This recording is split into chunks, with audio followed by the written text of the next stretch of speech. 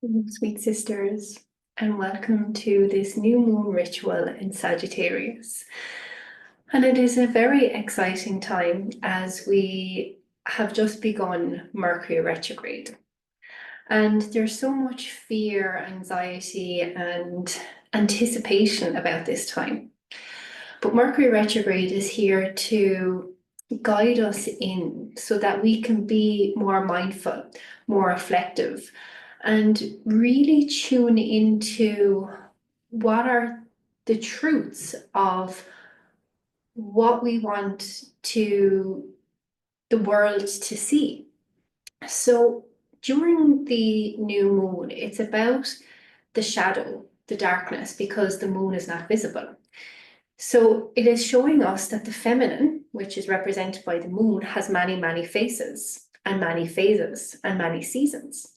So over the 28-day cycle of the moon, she goes from brightness to darkness. And it is really about embracing each phase and dropping into the blessings. Because if we had the lights on all of the time, imagine how exhausting it would be to be shiny and bright and on all of the time. So the new moon is gifting you the opportunity to go into your darkness, to close down your eyelids and go inward. And if you are in your menstruation phase of your life and you have your moon time around the new moon, it's a wonderful way to connect even more deeply with your moon cycle, your inner moon cycle, and really reflect on that darkness, on that pain that you might be experiencing with your period and menstruation. And then if you don't have a period, well, then you can attune your cycle to that of the moon. So it's a wonderful way to get that external support for your internal cosmic system. And let's look at Sagittarius. So it is my birth month. I'm a Sagittarius, and this new moon is all about fiery energy, speaking your truth, being bold, embracing your adventurous side, and really saying how you feel. Because so many of us hold back on our authenticity and our truth and our inner wild because we're afraid. We're afraid of being rejected. We're afraid of being judged. We are afraid of being abandoned. But when you are connected to your heart and connected to your truth and accepting yourself, you can never be abandoned because you will always be there for yourself. And when you are truthful, authentic, and real, you will attract relationships and people and situations into your life that adore that aspect inside of you. And you will begin to create this community of like-minded people that accept you for who you are. And you will have such a richer and deeper experience in life if you open.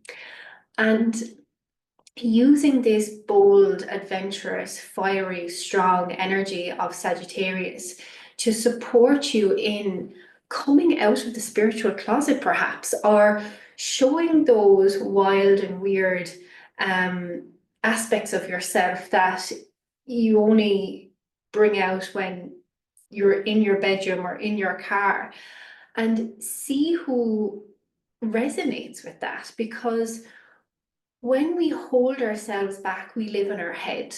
But when we express ourselves, we live in our body. So the head has 60 to 80,000 thoughts a day.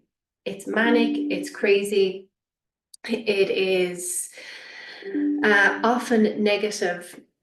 And it's the same tune being replayed every single day. But when we're in the body, that's when we are more connected to our senses. And that's when we're more connected to life. And we experience life through our senses. So essentially, we are fully present in the moment. And when we are fully present in the moment, we're having an embodied experience. And that's where joy, pleasure, happiness, connection lies. It doesn't lie in the mind, it lies in the body, because the mind cannot experience the senses. It's the body, and then the body sends the signals to the mind. So you want the mind to be the servant to the body and not allow the mind to be the master.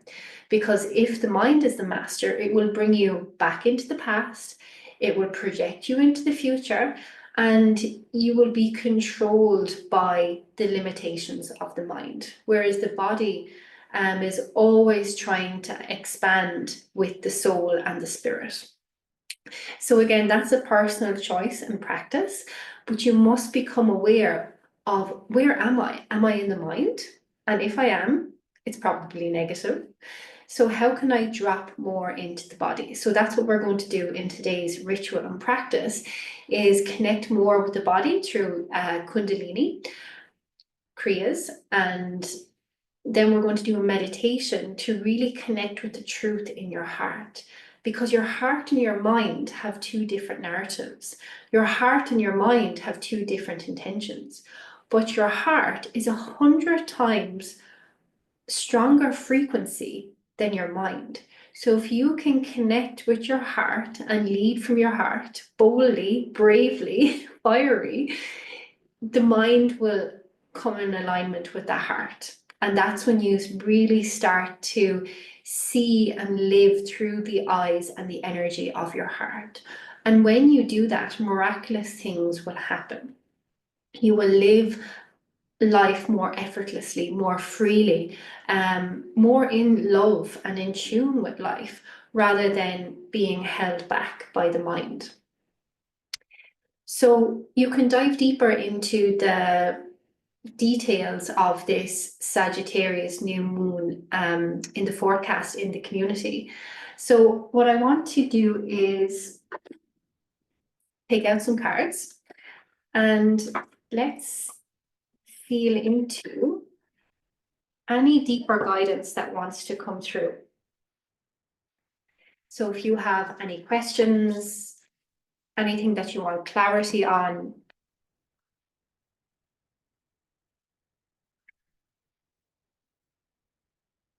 just close down your eyelids and bring those questions into your heart. And project those questions out into these cards. And let the questions go. Take a deep breath in. And exhale, let them go. And let's see what guidance wants to come out. So sometimes it's super personal, it's for the collective, or maybe it mightn't resonate at all. So take whatever feels right for you and leave the rest. And comment below, what is your intention for this new moon, the season of Sagittarius? What do you want to bring and call into your life? Okay.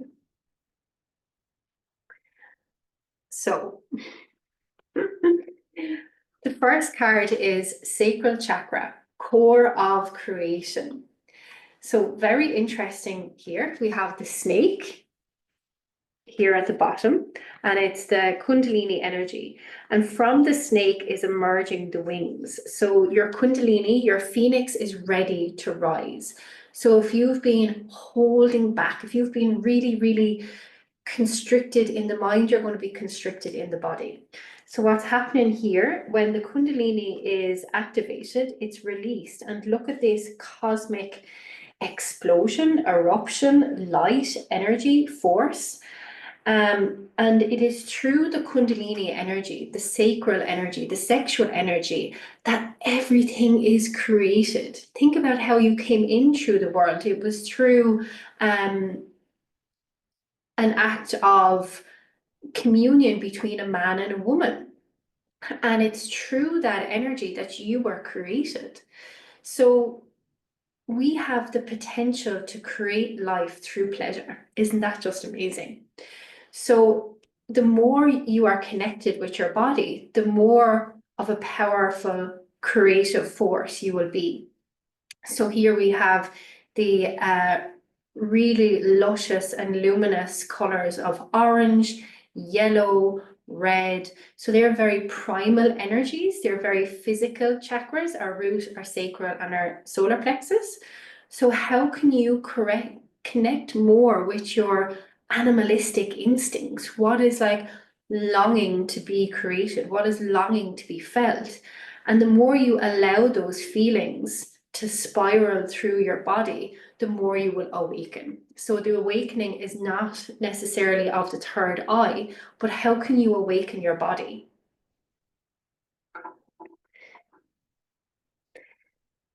The next card is Earth Star Chakra, Initiation. So here we have the eye, but like I was saying, awakening with the body, instead of going up into trying to activate your third eye, why not activate your body's wisdom, your body's intuition? And we're in the season, if you're in the northern hemisphere, of the descent. So we're going into winter. So we're descending inward. And it is through that darkness and that inward initiation that vision quest of going into yourself rather than out of yourself, because we're always trying to get away from ourselves, get away from or trying to have an experience out there.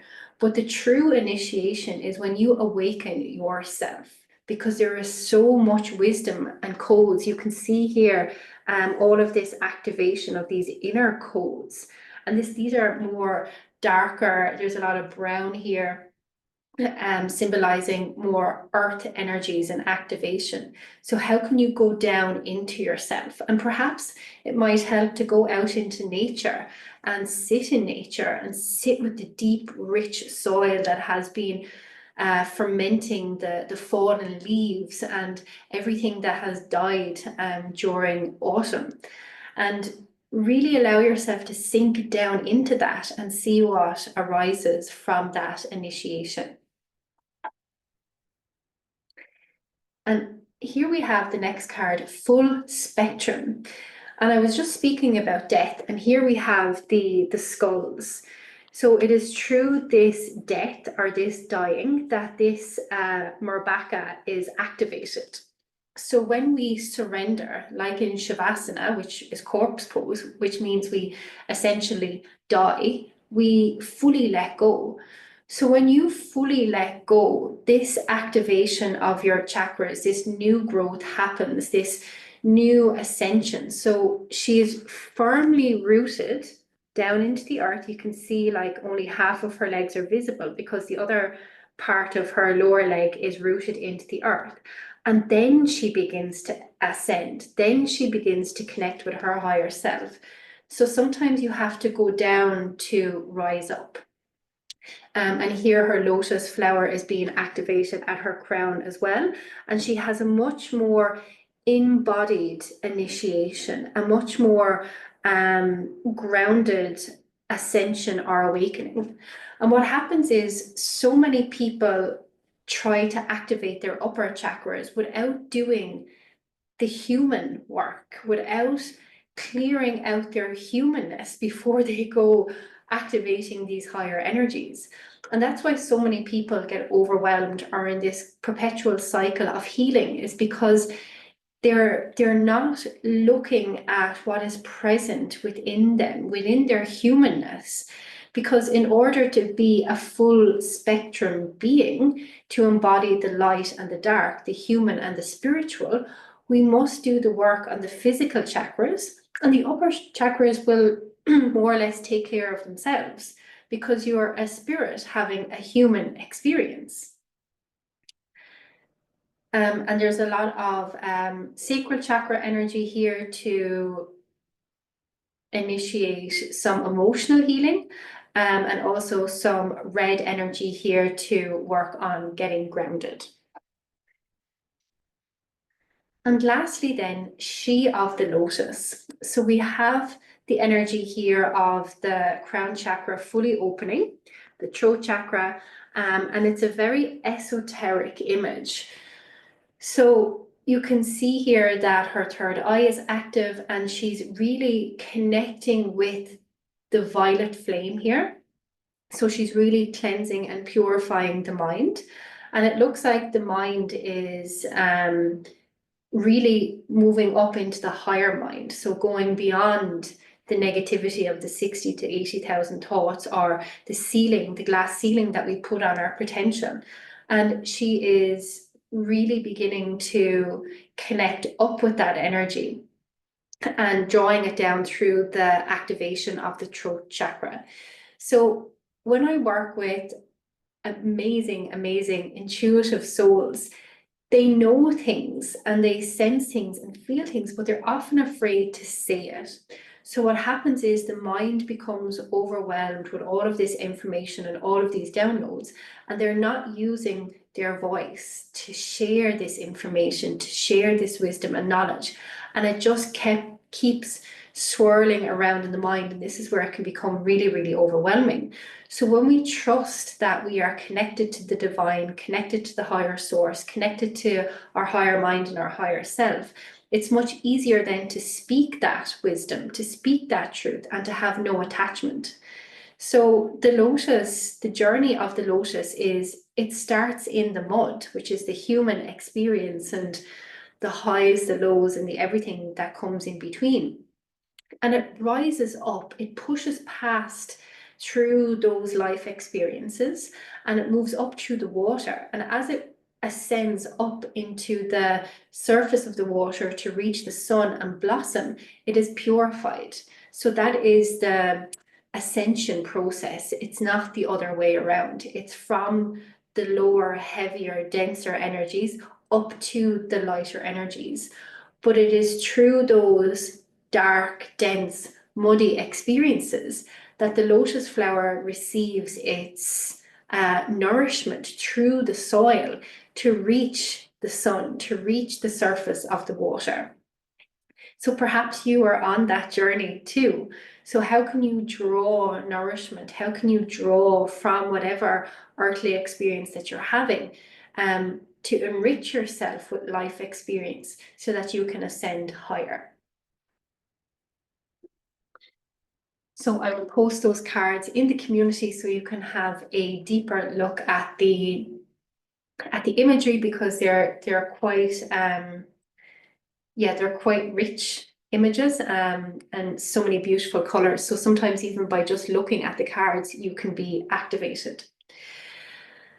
So for our practice today, like I said, we are going to be tuning into our Kundalini activation practice through breath, movement, and sound. And then we'll be doing a meditation then at the end to activate the fire in the heart.